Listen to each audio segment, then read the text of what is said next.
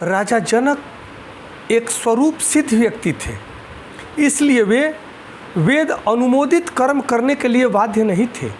फिर भी वे लोगों को दिखाने के लिए, सामान्य जनों के समक्ष आदर्श प्रस्तुत करने के लिए सारे नियत कर्म करते रहे हैं। राजा जनक सीता जी के पिता और भगवान श्री रामचंद्र जी के ससुर थे।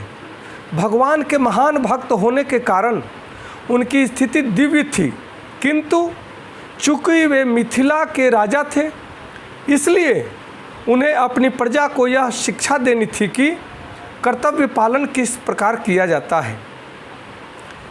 भगवान कृष्ण तथा उनके शाश्वत सखा अर्जुन को कुरुक्षेत्र में युद्ध लड़ने की कोई आवश्यकता नहीं थी, किंतु उन्होंने जनता को यह दिखाने के लिए कि युद्ध किया जा सकता है, कि वो कहना चाहते हैं, वो दिखाना चाहते थे समाज को कि जब सत्य परामर्श असफल हो जाते हैं तो ऐसी स्थिति में हिंसा आवश्यक हो जाती है।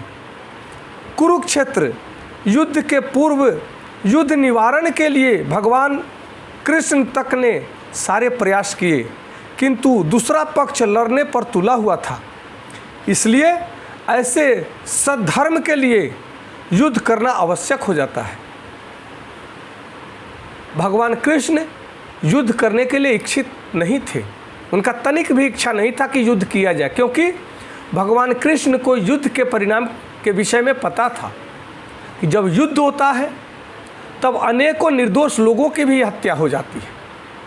अनेकों वे लोग मारे जाते हैं जिन्हें युद्ध में किसी भी प्रकार के हानि लाभ से कुछ भी लेना देना नहीं होता है।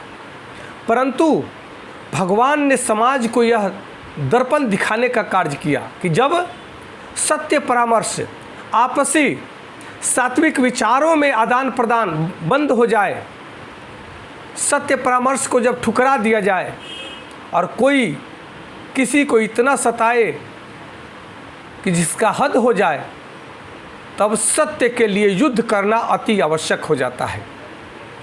और युद्ध में ये सब पता है कि हिंसा होती है, तो धर्म की रक्षा के लिए हिंसा करना भी आवश्यक हो जाता है, क्योंकि जो अधर्मी जन हैं उन्हें जब तक सज़ा न दी जाए तब तक वे अपने जीवन में सुधार नहीं कर सकते। इसलिए भय बिना होत न प्रीत, भय के बिना प्रीत नहीं होता, प्रेम नहीं होता।